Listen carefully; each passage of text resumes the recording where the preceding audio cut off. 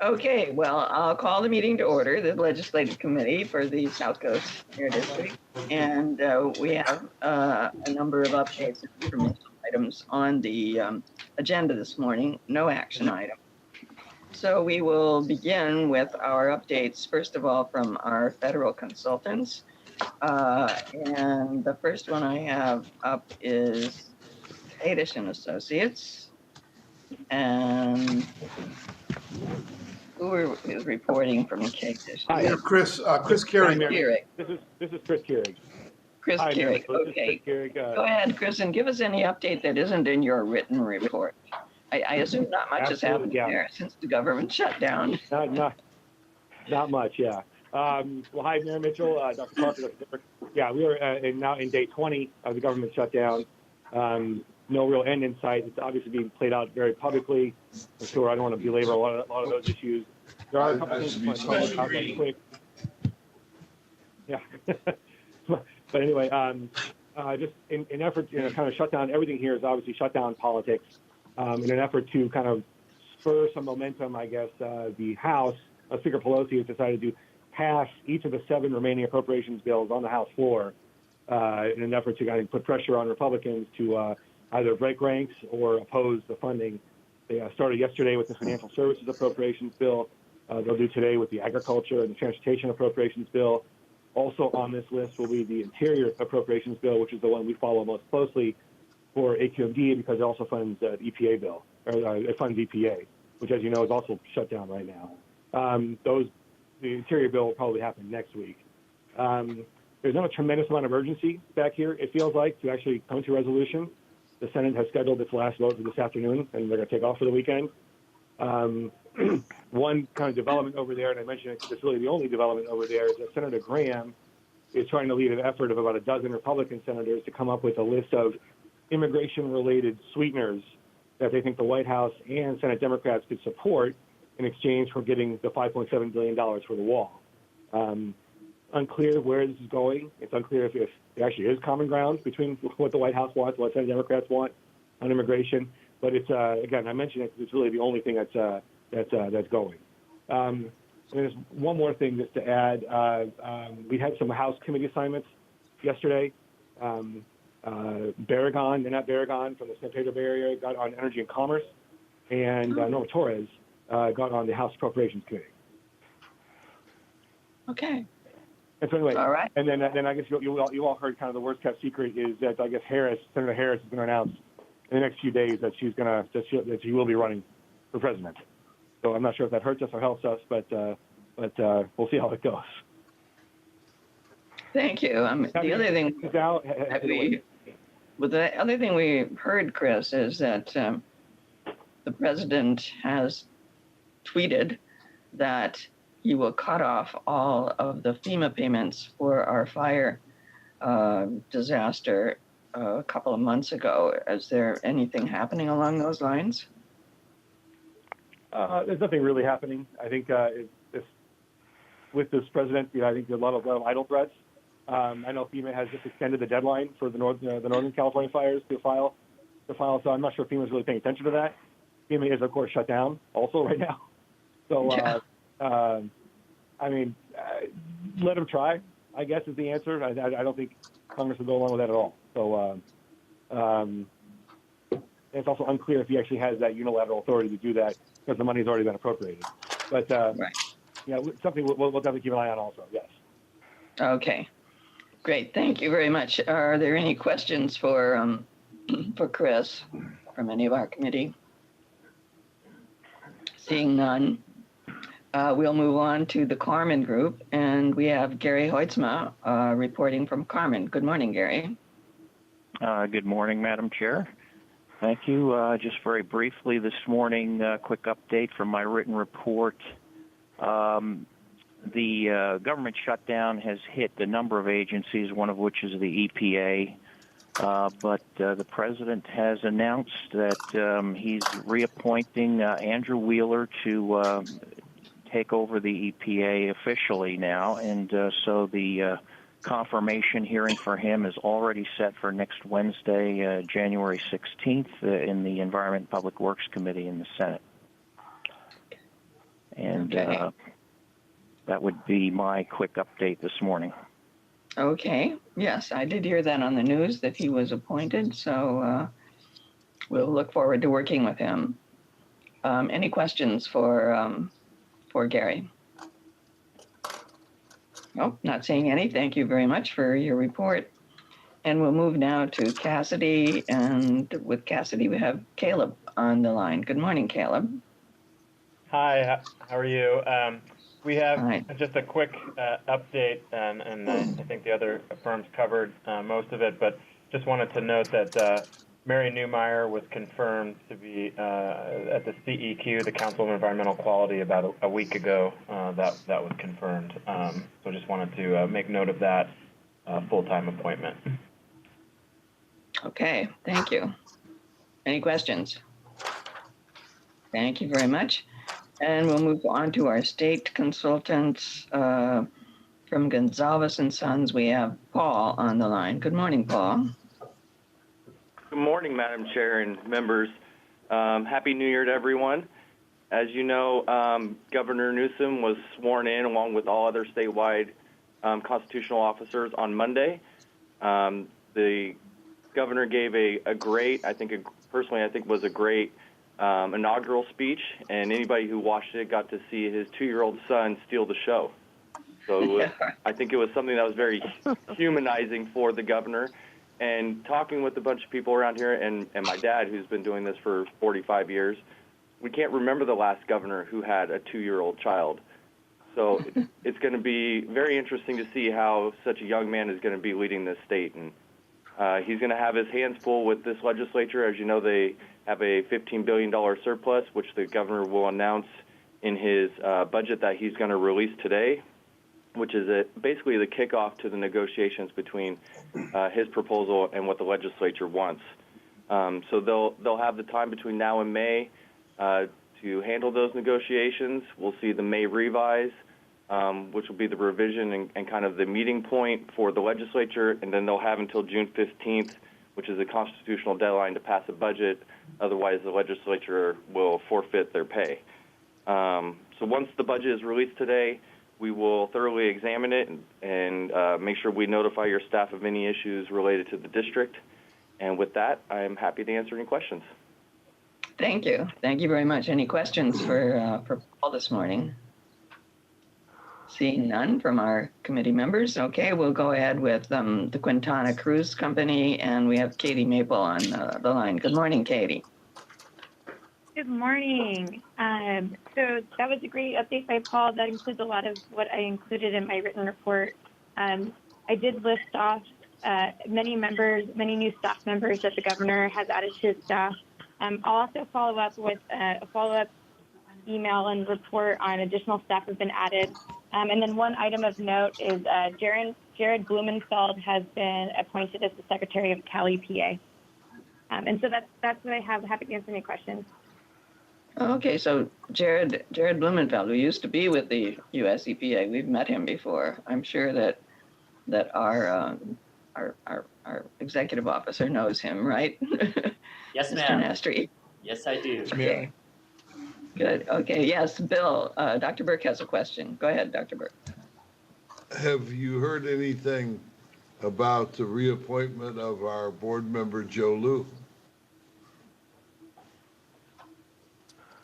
I have not personally. How do we find out about that? Hi, Dr. Burke. This is Paul Gonzalez. I'm happy to look into that for you if you'd like and get back to you. Thank you. Call me directly on my cell, Paul. How you been? Been great. How about yourself? For an old man, I'm doing okay. The only I good hope you thing had about great that holidays. is we're all getting old together. Every year goes by for every one of us. So Oh, it's yeah, but you look so nice. Me and my brother and I are catching up to him. okay. Thank you very much, Katie. For your Mayor Mitchell? yes. Mayor Mitchell, I used to work with his grandmother. Oh my goodness. That's amazing. Tell him, Paul. Are you That's still right. on? Back when she was working in the Capitol, you were the photographer back then, if I'm not mistaken. You got it. Oh my You got it. gosh. You know, we keep hearing little bits of history about our chair, Dr. Burke, that are astonishing, one after another. And I know that in Master of this all day and trades. age, I know in this day and age, this is not appropriate. But his grandmother was the most beautiful woman in the Capitol building. She was that's why I remember her so clearly. And that's where Paul got his good looks. Yeah, right. Okay, great. Okay, we'll move on to the California advisors, and we have Will Gonzalez on the line with us this morning. Good morning, Will. Good morning, Madam Chair and members. Real quick updates. We continue to work on the SCAQMD's priority bill for this year, the sales tax extension. We just got language, which we're excited to start reviewing. So far, just a lot of meetings that all the three consultants have been putting together and meeting with legislators, staff, interest groups, starting to build some coalition of support. So, early progress going on with bill introduction deadline for February 22nd is our kind of first big hurdle. So all that work going on. And then I also want to introduce to you all Ross Buckley, who's joined our firm, and he is going to be joining us on these calls. And I also wanted to pass it over to him to give you an update on some legislation that I think I heard Wayne speaking of just a bit earlier. It hasn't been introduced, but wanted to make sure it was on your radar. Great. Good morning. Good morning, Ross. Welcome. Thank you. Good morning. I want to provide a quick update on Assemblymember Kevin McCarty's proposed legislation. I went over and talked to his legislative director yesterday in the Capitol. Assemblymember McCarty is a little bit frustrated because in Sacramento, schools, when the campfire was happening and all the smoke got blown down to Sacramento and the air quality was very bad, that schools kind of shut down in not a uniform way. One school was shut down, but the school next to it wasn't shut down. And so he's really focusing on trying to figure out some sort of plan for schools in the future to when they'll be shut down, how they'll be shut down.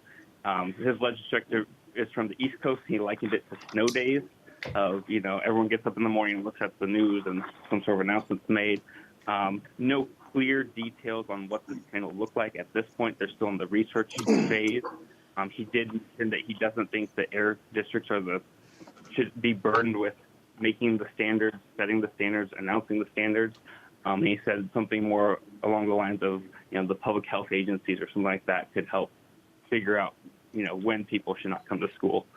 And then the last note on that is he's already started digging into this, and he's heard from his own Sacramento school district that sometimes the school has cleaner air than the students at home air quality. So there's a lot of hurdles and a lot of obstacles for this proposal, but at least wanted to provide an update, and we'll keep you updated as this thing moves forward. Great. Thank you. Yeah. May I ask a question? Yeah, please. I understand that Congressman McCarthy's office, that the congressman is considering putting in a $20 million designation for a project that we put $3 million in, the core project. Can you check and see if that's true?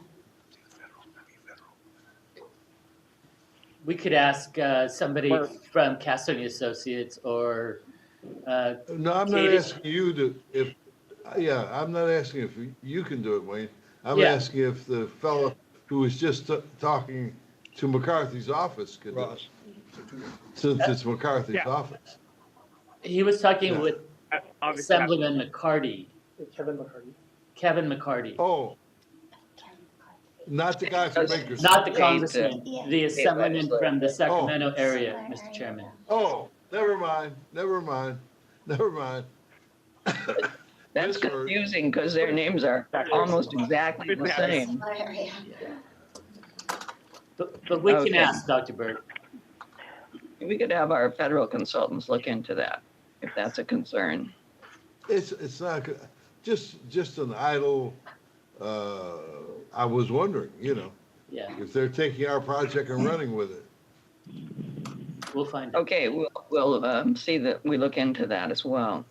Thank you very much to our consultants for checking in with us and giving the updates. We'll look forward to the new year and the new legislation that starts rolling out of the presses here. So thank you very much.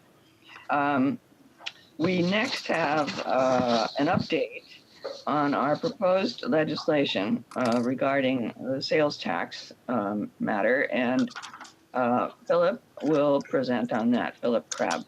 Good morning, Philip. Good morning, Madam Chair and committee members. I'm providing an update on proposed legislation sponsored by AQMD, which would authorize a sales tax measure to be put on the ballot within the South Coast region that fully funds implementation of the AQMP, specifically through incentives, thereby solving the air pollution problem in the South Coast, allowing for attainment of federal air quality standards, and making a great step forward towards protecting public health. The bill does not create a tax or ballot measure directly, but allows governing board action or a voter-driven initiative to put a sales tax measure on the ballot.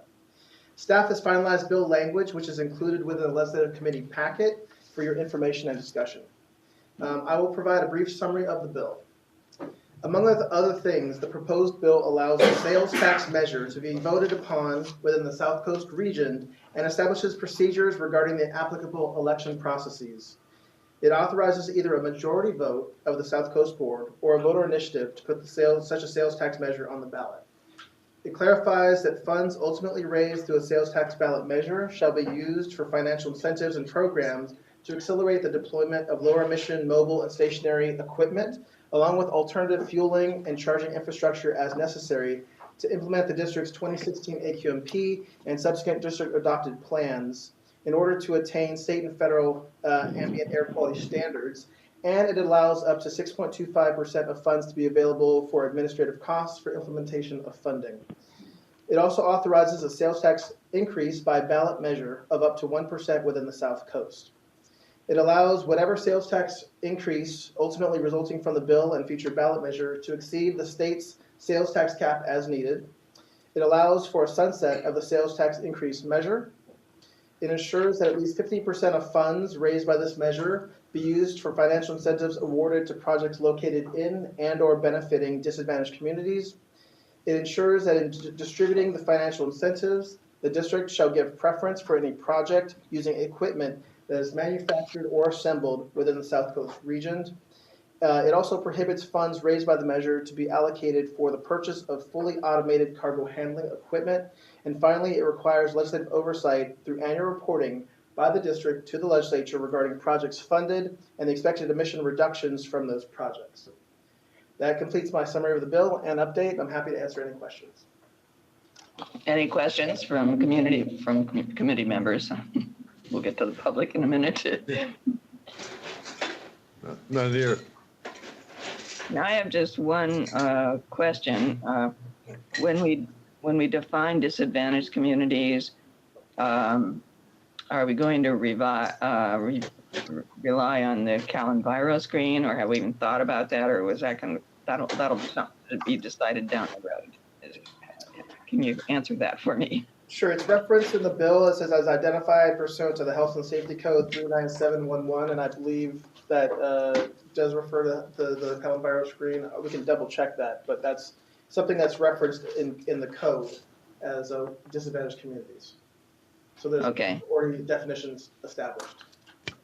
Okay, yeah, because there's some precedent for that, some history with respect to that with other funds from the state. So, okay. I have a question, Ms. Yes, Dr. Parker, go ahead, please. How does this differ from what it is that we have been contemplating, or does it conflict with the sales tax proposal that we've been contemplating for the South Coast? The definition of the disadvantaged community, Dr. Parker? Is that what you're referring to? Yes. Well, I probably am referring to the overall general, where we had said that we wanted to determine whether or not we could have 0.25% or whatever sales tax increase that we could use primarily for our particular region. Madam what Chair? I'm asking is, Madam Chair, this is Excuse me. Barbara. May I address? Barbara Yes, go ahead. Yeah. Is on the phone. Dr. Parker? Oh, Barbara's on the phone. I didn't know that either. I didn't see her. This is Barbara. I'm on the phone. This is just bringing back to the committee the specific language that would implement the board's direction to have the ability to have legislation that gives the ability for either the board or a voter initiative to put the tax on the ballot. It includes all the necessary language that we obtained from an attorney that specializes in elections law and has worked on a lot of initiative and ballot measures. And it does include the requirement that the money be spent basically on implementing the AQMP or future AQMPs and the other preference items that Philip mentioned. So this is completely consistent with what the board authorized. We're just bringing it back so you can see the specific language. Okay. Does this then go directly toward, because you said no, the reason, I thought that was what it was. But then when you said there's no motion required, is this going to go to the board then for the board to vote on as it relates to the language that we would then be seeking legislative action on?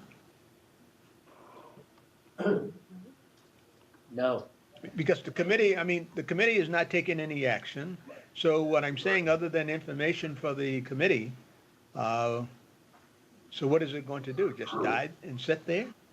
No, it doesn't die, Dr. Parker. We proceed with the language, but we wanted to run it by the committee so that the committee was informed as to the action that we've taken.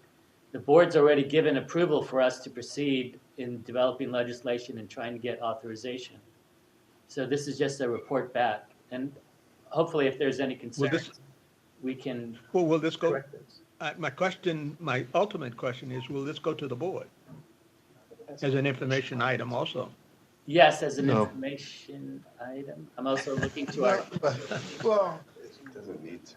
It will go as part of the I legislative can't ever committee remember report. an issue like this, which was an informational item in a committee going to the board as an additional information item. Oh, no, I meant as Can you part give an of the example of that? packet. The report. I'm sorry, Dr. Burke, I meant as part of the regular legislative packet that goes to the board. Right. I understand what you're saying is that it will go to the board as part of Oh, yeah, right. our committee meeting. Committee report. Like the minutes. Yes. Okay. Right. I just wanted to make sure that I had it clear as to exactly what it was that we were doing and what did we expect the end result of this presentation would end up being, so that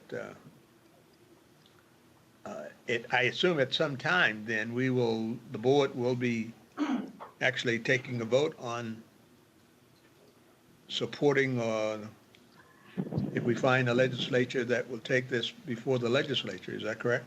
So we've already found a legislator. And we, the board. Who I've spoken to a number of times in the last couple of weeks, who's waiting for this language and talking to various interested groups to see how it'll fly. And I think that if she does carry this bill, I think we have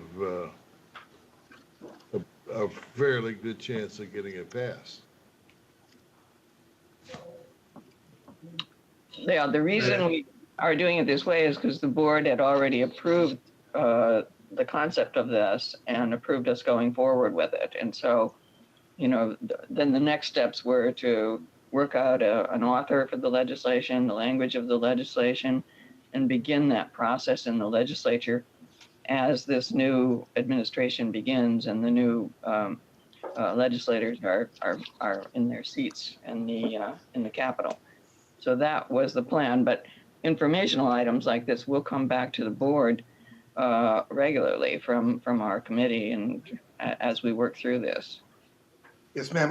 This is Derek speaking. As we promised, we were going to continually update the committee as to where the bill is, and we want to make sure you're fully informed. That was a promise that we made to you and to the committee when we ask for the okay to seek the legislation. So you're going to be getting monthly updates on the progress of this bill.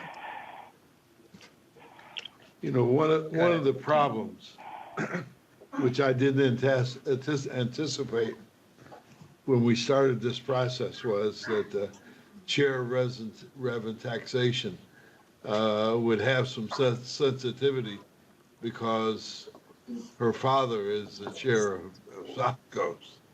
So, you know, we got to figure out a way to ease her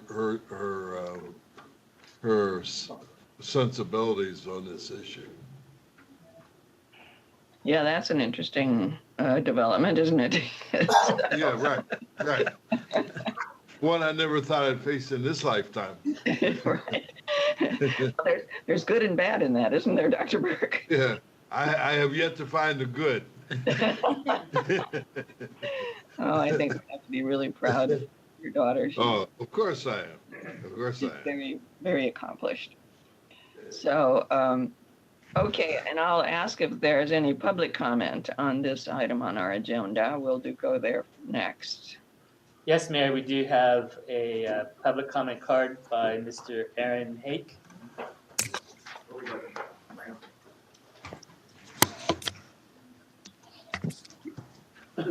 Good morning, Madam Chair, members of the committee, and colleagues. Great, thank you. My name is Aaron Hake. I'm the External Affairs Director for the Riverside County Transportation Commission, and appreciate the opportunity to address you this morning on this item. RCTC, as you know, has a vested interest in ensuring the air basin meets the air quality standards, both federally and with the state. We are also proud partners with AQMD on the MSRC and in other venues where our interests also align. RCTC, as you know, administers the half-cent sales tax for transportation in Riverside County, much like exists in LA, Orange, and San Bernardino counties in Southern California. Our measures must meet a 2/3 threshold, which is a very high threshold to ensure a great deal of assurance to our voters that there will be accountability as to where the money will go and specificity in the expenditure plan so that we can be accountable to them. In this vein, I just would like to put on the record a number of items that our board, our commission yesterday adopted as part of our 2019 legislative platform, and I'll read them verbatim. Our platform states that RCTC this year will oppose legislation to authorize a multi-county revenue measure for environmental programs if the measure is not required to, 1, achieve a 2/3 vote of the Riverside County electorate, 2, provide equitable funding for Riverside County, and 3, be developed through formal consultation with the Commission before and after passage, or if such a measure would negatively impact the Commission's ability to achieve voter approval of an additional local transportation revenue measure. As of the first analysis of this language that we received yesterday by visiting your website, it does not appear that the current draft language meets those criteria. And what my request here today is on behalf of the Commission is to collaborate and engage with AQMD staff and your legislative consultants to try to remedy this policy conflict before it gets to the legislature, hopefully, and take it from there. So I appreciate your time and look forward to interacting with AQMD on this issue going forward. Thank you. Great, thank you. Thank you very much. Is there anyone else that wants to comment on the measure? See no other comments. And it may be that other counties would have similar concerns. So I would just suggest that our staff continue to work with the counties on this and see if we can resolve any of those differences. Okay, thank you. Is there no other public comment from there, I assume? No. And is there any other business to come before the committee? Is there any public comment in general for items that are not on the agenda? Seeing none, thank you very much. And our next meeting is Friday, February 8th. So we will adjourn to February 8th. Thank you very much. Thank you.